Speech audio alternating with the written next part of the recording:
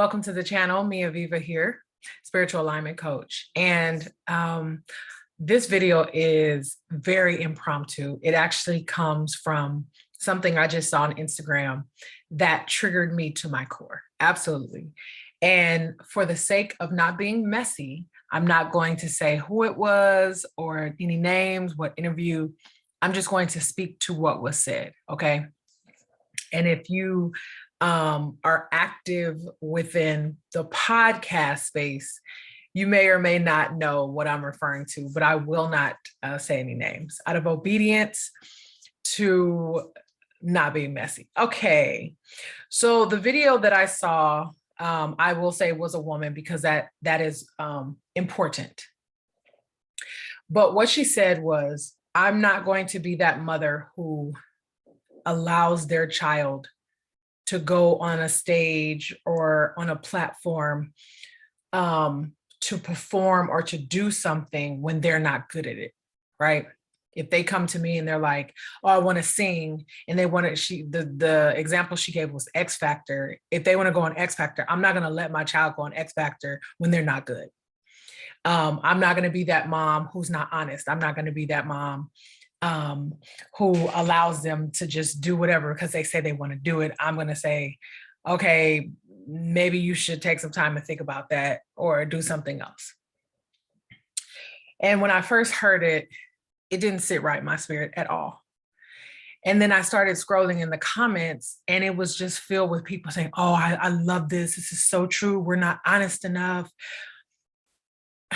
And then I finally came to, I think, two people, as far as I was willing to scroll, who were like, no, I'm not, no. And then I actually ended up commenting as well. And I thought it was done. And I logged off of Instagram.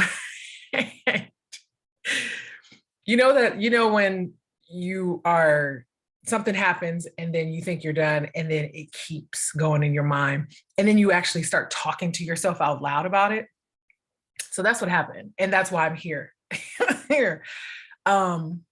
I think that is extremely detrimental. And I think it is a very dangerous place mentally for a parent to be. And what immediately came up for me was, this is exactly what people are trying to heal from with inner child healing. Like, this is a major part that I had to heal, that my clients have to heal when they're trying to backtrack and recall all of these things that they told they weren't good enough, they couldn't do. So I'm seeing this in real time manifesting for the next generation or whatever generation, because I don't know how old her children are. I think they're very young. So my comment was, I'm all for honesty. I truly am. But what are we being honest and saying? It shouldn't be, you shouldn't do that because you're not good enough, because that's essentially what you're saying. How about it's going to take a lot of work and a lot of dedication to develop this, whatever it is. So how about that be the honesty, as opposed to, I don't know. I don't think you should do that. I don't think you can do that.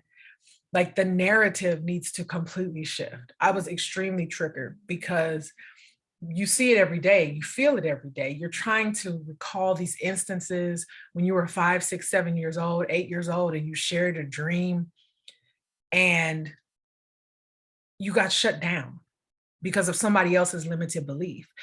And I totally can guarantee that if I had a conversation with this woman and we really looked at her history, there would automatically be an experience where she shared something and either somebody stifled her dreams or she did something and she got embarrassed. So as a result of her life experience, she feels like she's protecting her child because at some point she was not protected, or she didn't feel protected, right? When she was vulnerable and exposed her true wants and desires. So in her mind, she's pulling from this past, trying to protect her future, which is her children, not understanding that your children have their own path. They have their own purpose. They're here for their own thing, right? And so you were chosen to guide them, but not to project on them and not to impose what you experience onto them. right? So in your attempts of saving them, who's going to save them from you? Well, they're going to end up growing up and hiring a coach to help them heal. I think what irritated me was so many people in the comments like agreeing with this. And I promise you, I can sit down with every one of those people and we can recall a time where the dreams and the beliefs were stifled. And this is how the curses continue. It, in that one post, showed me so much. And I said I'm not going to go into any details, but the one detail I can give is that this was not an American population. That's not saying that American populations are any better. Please trust when I tell you that. But this was not a North American population, or at least it's not based in North America. It's really unfortunate because I have seen the dreams and aspirations of children crushed because their parents thought that they were protecting them from their own life experience of their embarrassment or their dreams getting crushed. And we have to be more cognizant of that. We have to pay attention to that. I'm still really triggered. And I don't know why. I haven't really sat and tried to figure out why. I think I'm triggered on behalf of all the children who this happens to on a regular basis, including us grownups, including the women that I work with, including myself. I think that's why healing as a parent is so important. It's so important because every part of me truly thinks that she is protecting. She really, I don't get the sense that she is doing anything to, negatively impose or, to want to be detrimental to her children. Absolutely not. She thinks she's protecting, but in her protecting, she's actually harming. And that's why it's also important to have a very trusted community of fellow parents that can check you on that. Like, no, that's not right. It's not okay for you to tell your child that. I know you understand or you think that you're protecting them, but peep this, right?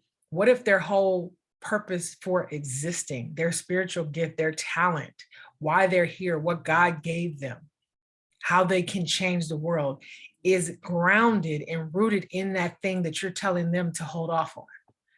Like, who are you? You know what I mean? Who are you? Who sent you? Low key. And this is exactly how our families oftentimes can hold us back so much. And it doesn't stop just because childhood is over, right?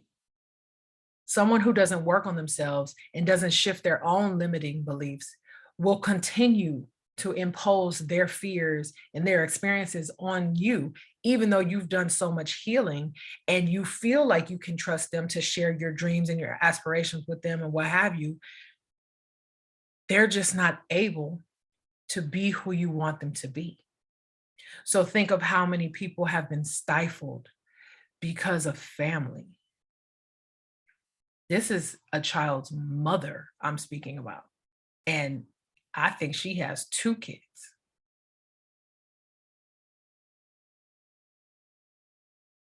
It's a very dangerous zone. And it's a lot more like her, clearly from the comments. I do suspect I'm going to be triggered by this for the rest of the weekend. Because what? I just thinking about it. I wish I had her phone number. I really do. High key, I would call her and we would have a conversation. And it's not even to like go at somebody. It's dangerous. It's so dangerous. Don't do that to a child. You know what I mean? Like, let them dream. Let them dream. How many children's dreams have been crushed by the person who's supposed to love them and care for them and provide for them and encourage them and support them no matter what? How many dreams have been crushed? Like, this is so heartbreaking.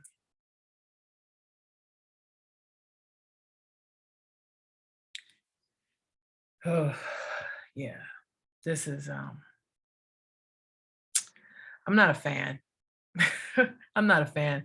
If you are a parent, um, please hear what I'm saying.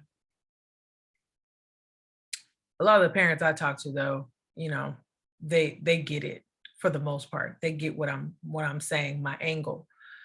And again, I'm not coming for anybody's neck. That's why I'm not mentioning names. I'm not like you can't even go reference the interview unless you know exactly what I'm talking about. What's important here is the mindset and the outlook of life and the parenting that still exists, right? In your attempts to protect, you're actually doing more harm than good. I think the true honesty, what she was speaking about, needs to come from peer groups of parents, mothers being real with mothers, mothers being real with fathers, and vice versa. You know, we have to hold each other accountable. We have gotten so far away from community that we have no one keeping us in check. We really have no one sometimes to even reference or ask questions to. Our community is low key non existent in comparison to how it was years and years and years ago.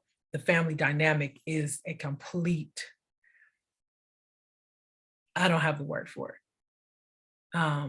And this is all due to societal framing and structuring. And, you know, there's many reasons why, but where we are today, this is the result.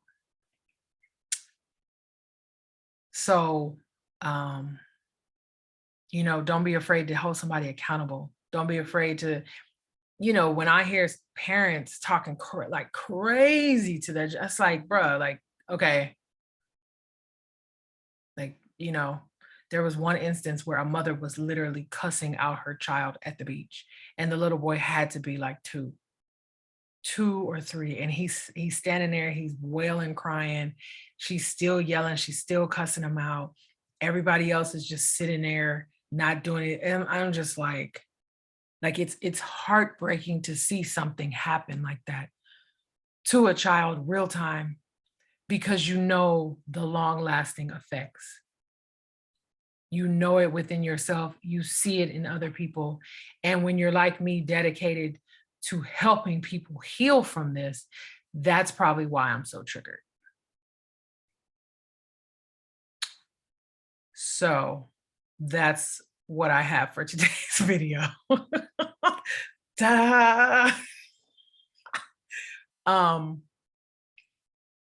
I don't really have anything else to say.